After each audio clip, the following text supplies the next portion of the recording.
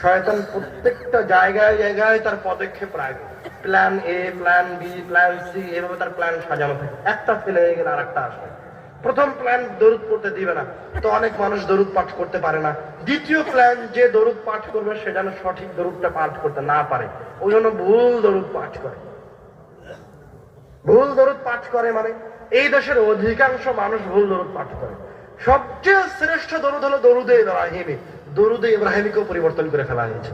কে পরিবর্তন করেছে? কে পরিবর্তন করেছে? শয়তান পরিবর্তন করেছে। কি পরিবর্তন করেছে?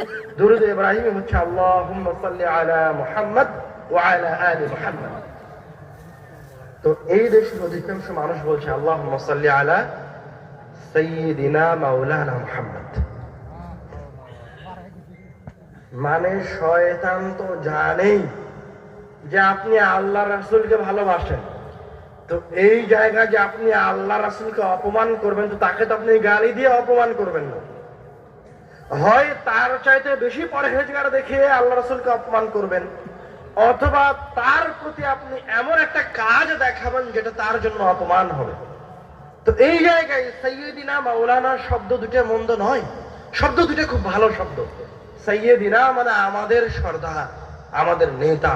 তো তিনি তো শুধু আমাদের নেতা নন, তিনি তো পুরো জাহানের সর্দার, নবী রাসূলদের সর্দার।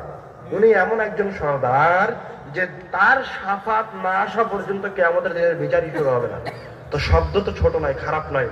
আরেকটা শব্দ বলছে মাওলানা। মাওলানা শব্দটা তো খারাপ নয়, মন্দ নয়, ভালো। মাওলানা মানে আমাদের ওয়াকিল, আমাদের অভিভাবক। তো সাইয়্যিদিনা মাওলানা শব্দ দুটো ভালো। তো ভালো শব্দ দিয়ে কিভাবে দরুদকে বিকৃত করা হলো